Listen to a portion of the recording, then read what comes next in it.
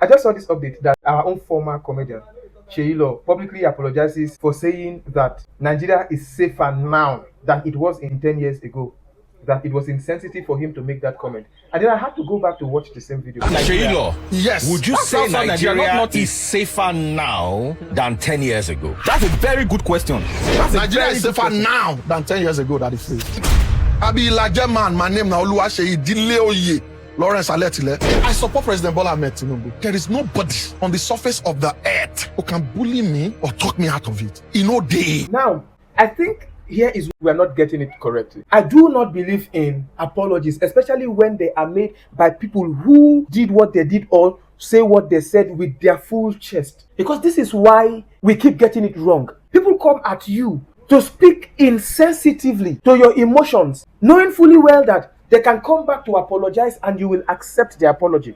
I want us to know this. When you decide to support a particular thing, you should carry it on your head. You cannot tell me that it was on this podcast that he realized that Nigeria is safer now. This is what he has believed before this podcast even happened. And that was why he could come out very confident, knowing that this podcast was going to go public. So he said what he said, knowing fully well that everyone was going to hear it, know about it, see him say it, and he was sure of what he was saying before he even made this statement.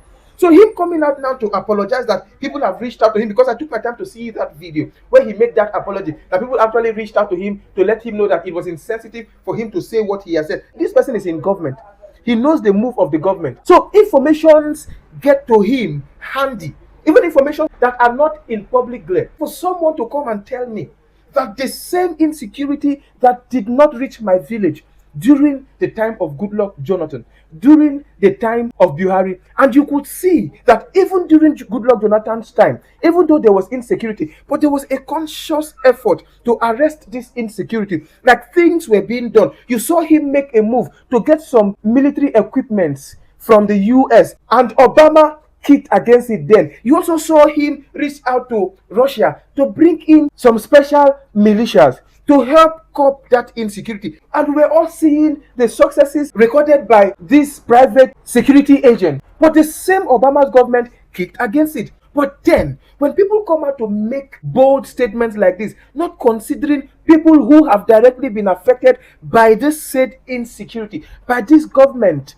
that have refused to do the right thing. Because I know, in countries where public empathy is a thing, things that are not up to what has happened in Nigeria happen there, and people resign from their offices, from their positions, to make room to allow people who have the balls, who have the intelligence to get whatever situation arrested to come into office. We've seen that happen in places like US and other countries. And like I said, Nigeria is not the first country where insecurity has infiltrated. But yet, it is not looking like a normal thing.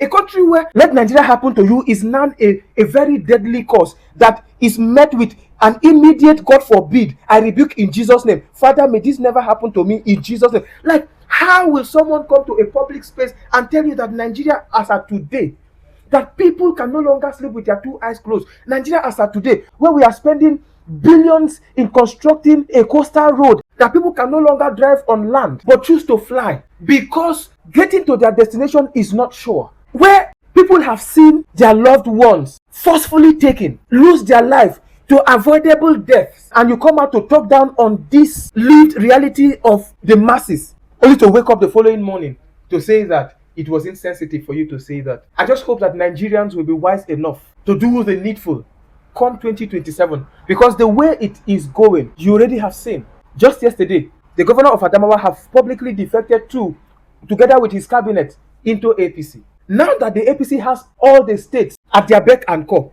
why can't they allow for free and fair election? Because it is going to be a walkover for them.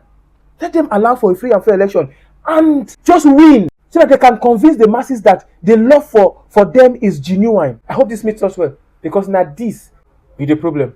Thank you.